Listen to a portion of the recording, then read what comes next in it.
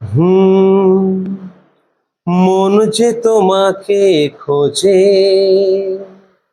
শুধু শুধু বলে ভালোবাসি।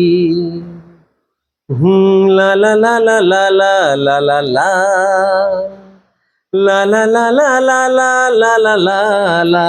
তো বেশি গাইলাম না, একটু আপনারা জানেন যে বেশি গাইলে এটা গানটা পাবলিশ যেহেতু হয়নি এখনো পর্যন্ত, তো আপনারা সবাই আমাকে আশীর্বাদ করুন, দোয়া করুন।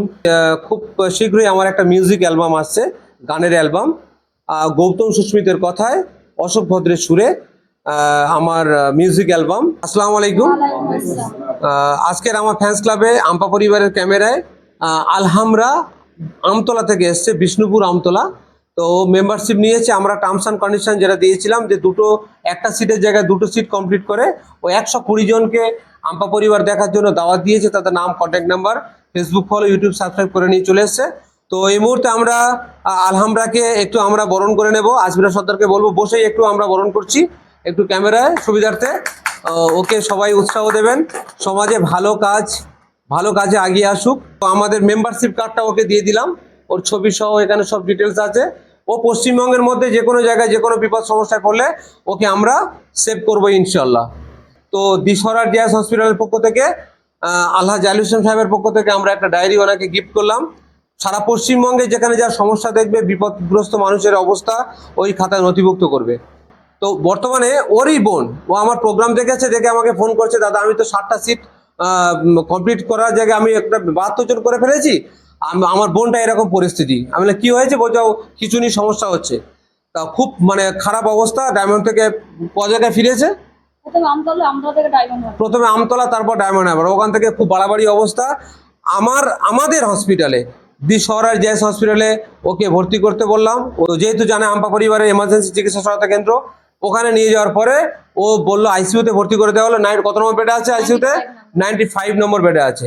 তো 95 বেডে এখন আল্লাহ অনেক ভালো রেখেছেন, তো সুস্থ রেখেছেন।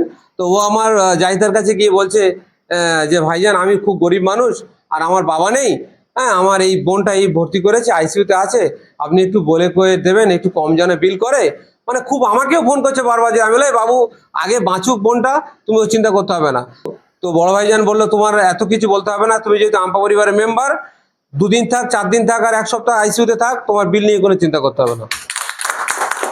তো এই হচ্ছে আমাদের আলহাজ জাহিল হোসেন সাহেব। যখন আমি 72 জনের নাম লেখাচ্ছিলাম, হঠাৎ করে আমাকে আমার মা ফোন করলো যে এরকম আমার বোনের এরকম খিচুনি হচ্ছে, তুই ঝপ করে আয় আমতলাতে। আমি আমতলাতে গেলাম, ওখান থেকে আমতলায় তো নিল না, ডায়মন্ডে ট্রান্সফার করলো। ডায়মন্ড থেকে মানে আমরা ঠিক পরিষেবা পাচ্ছিলাম না। করার পরে আমরা ডায়মন্ড থেকে সরারহাট জেআইএস হসপিটালে আমরা এসেছিলাম। যেহেতু আমার কাছে কোনো মেম্বারশিপ কার্ড ছিল না, আমি মেহেদি স্যারকে ফোন করলাম। করার পরেতে আমার বোনকে আইসিইউ রুমে ভর্তি করার পরেতে আমি বড় ভাইয়ের সঙ্গে 95 নাম্বার আছে। এবারে যেহেতু 90 আইসিইউ রুমে আছে, একটু খরচের মাত্রাটা বেশি। এবার আমরা ভাবলাম হয়তো আমার আব্বা নেই, এবার আমার মা হ্যাঁ। তো তারপরেতে আমি বড় ভাইয়ের কাছে যখন গেলাম, তখন উপস্থিত সেজদাও ছিল। যখন গিয়ে বললাম যে এরকম আমার বোন পুতুল খাতুন আছে, বলে পেট নাম্বার কত? আমি বললাম 95।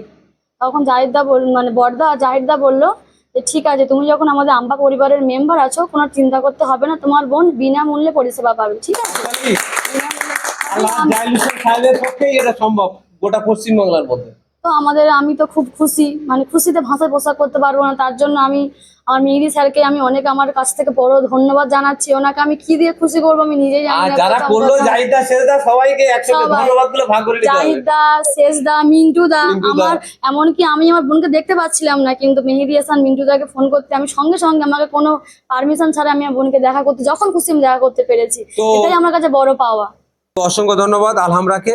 ও ক্যামেরার সামনে খুব সুন্দর স্টেটমেন্ট দিয়েছে। প্রথম ভয় পাচ্ছিল, তো যাই হোক ও কাজ করবে। যেহেতু দুটো সিট দিয়ে ও জয়েন করেছে, পশ্চিমবাংলার মধ্যে আমরা ওকে তৈরি করবো ইনশাল্লাহ।